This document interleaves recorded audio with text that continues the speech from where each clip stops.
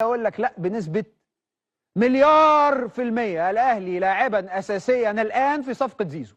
للأهلي من شهرين وبيتفاوض مع الزمالك غناوة سافر المنيا وقفل موبايله في وش ميدو مسؤول الزمالك وأبوه حط في بطنه بطيخة صيفي وفي حسابه البنكي 20 مليون عمولة. الإعلامي أمير هشام أكد زيزو في الأهلي بنسبة 99.9 واستمراره في الزمالك ضرب من المعجزات.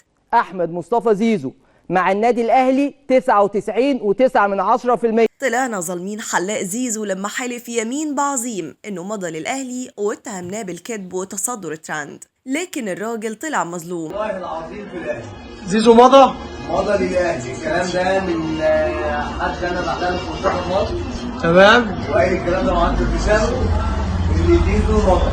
والله العظيم زيزو مضى للاهلي. واللي عايز يتصدر الترند هو زيزو نفسه بعد ما الإعلامي أمير هشام فضح توقيعه للأهلي بكواليس مؤلمة لأي زملكاوي. أمير أكد أن زيزو وقع للأهلي بداية شهر فبراير اللي فات بعد ما دخل فترة السماح في يناير وقبل ماتش القمة في الدور الأول اللي انتهى بالتعادل 1-1 بأهداف بن شرقي وبن تايك، وعشان كده من بعدها زيزو وشه نور وانتعش واستعاد مستواه لدرجة انه غطى على صلاح في ماتشي المنتخب، لكن الحقيقة ده مفعول قيمة العقد اللي وقعه في حضور محمد رمضان ومحمد شوقي واللي بينص على تقاضي زيزو 100 مليون جنيه على 4 سنين، تبدأ من 20 مليون مقدما عن موسمه الأول بزيادة سنوية 5 مليون جنيه ليصل ل 35 مليون في موسمه الأخير، بالإضافة لعقود دعاية وإعلانات لكل رعاة الأهلي بمتوسط 10 ل 15 مليون نظير الحملة الإعلانية الواحدة، وده كله المعلن على الورق وما خفي تحت الترابيزة كان أعظم. خد عندك مثلا 20 مليون عمولة سمسرة الوالدو، نفحة من رجل أعمال أهلاوي تقديرا لجهده في إتمام صفقة القرن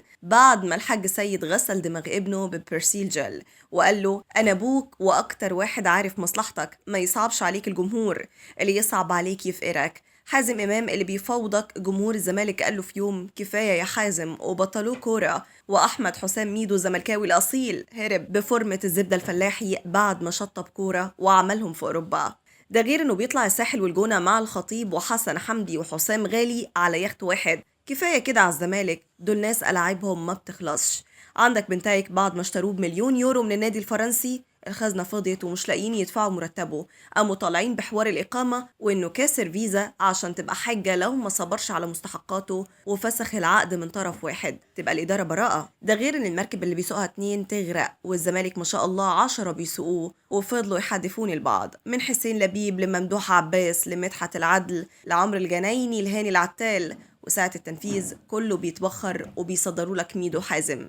لو عايز تلعب كاس عالم وتعمل لك قرشين وتجيب بطولات، عليك وعلى الاهلي جنب امام ووسام وبن شرقي وتريزيجيه.